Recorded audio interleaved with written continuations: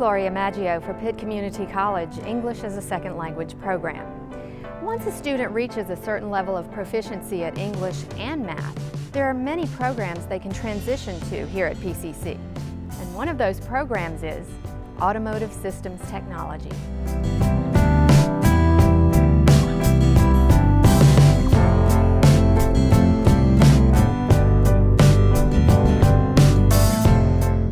With Department Chair Norman Lilly. Welcome. Thank you. First of all, once a student in our program, in ESL, reaches a certain level of proficiency in English, all they have to do is take a test to get into your program?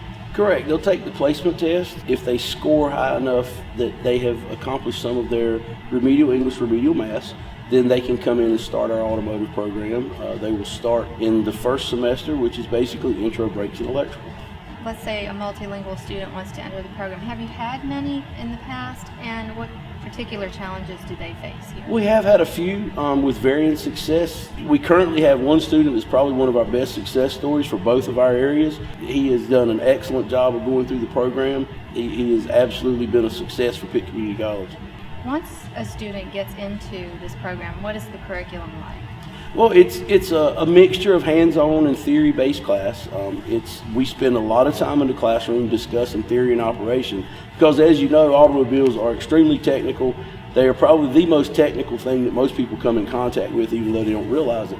So we spend a tremendous amount of time in the classroom discussing new and upcoming technology, emerging technologies, and how it affects the automobile. In the first beginning year classes, it's about 60% classroom, 40% shop. And as they move into the second year, it becomes pretty much the other way around. It's more of a 60-70% shop, 30 to 40% classroom. You also have 3 different options as far as programs go. Can you explain those for us? We do. As far as the automotive side goes, we have a certificate program which builds into a diploma program, which builds into an associate degree program. The primary difference between the diploma and the associate degree program is the level of general ed classes that the student takes, and there is a semester of automotive that are advanced drivability, advanced diagnostic classes that are in the associate degree program. But we've also recently started a light duty diesel curriculum. We're the first in the state to have a light-duty diesel program, which has been a high-demand area in the automotive field. So that's part of that initial first year of automotive blends directly into the light-duty diesel curriculum.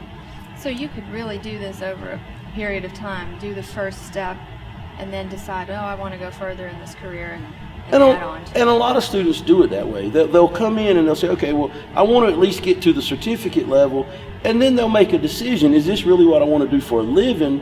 And if it is, then they will move on to the diploma classes. And then actually, like this semester when we started the light-duty diesel program last semester, it was actually built of a lot of the graduates from the previous year knew that the demand for light-duty diesel was so high, they actually came back and took another 2 semesters for light-duty diesel classes after they had already graduated from automotive. And in order to be successful in automotive, one has to have a great background in not only English, but math and computers as well, it sounds like. Absolutely. We're at a point now with even the simplest system in an automobile, you have to be able to use computer-based information. All of your diagnostic information has gone to computer databases. So any shop is going to have some type of online information access, or it is virtually impossible to work on a new automobile. And even we're at the point now that your cars are being diagnosed wirelessly. As you drive the car into the shop, it automatically connects to the diagnostic machine wirelessly, and the technician can start running diagnostics the minute they bring it in the car. Just doing something as simple as a brake job.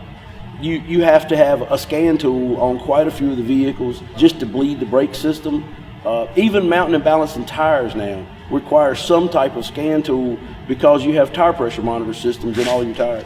So the simplest task to the most difficult task is a very technical challenge now. That's right. Every one of us sees the basics of it when we see the check engine light come on or your tire pressure's low, but you guys take it a step further and diagnose and fix whatever it is. That is our objective. That's right. Well, let's talk about jobs. What is the outlook for job security once once someone graduates or completes this program? We have a very good success rate as far as placing students. We work closely with a lot of the local dealerships and independent shops, and also some of the fleet service areas. They will call us and request students and bring information out to the students. We have some of the local employers that actually come out and do presentations in our class when they're actively seeking employment. Our students, I feel, have an edge in this area because we've tried to bring the level of program up so that the employers recognize what we're doing and what we're trying to produce as a student that can go out and make a living and do a good job for the employer.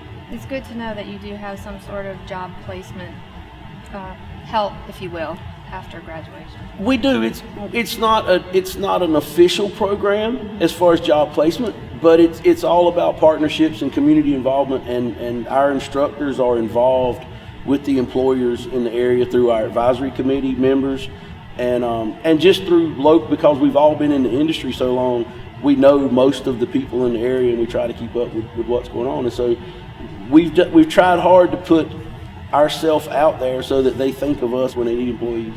And speaking of the job placement, can you give us a success story of someone who's graduated that's... Pick pretty much any shop in Pitt County. Most of the larger dealerships have a good majority of automotive students. East Carolina Chrysler, over half of their workforce in the shop is Pitt Community College graduates.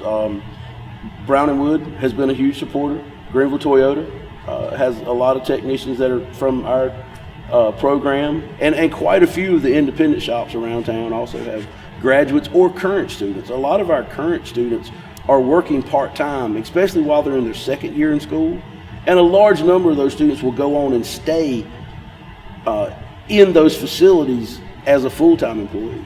Sounds like a wonderful program, and thank you for being with us today, Mr. Lilly. Thank you for having me. Hope to send you some students.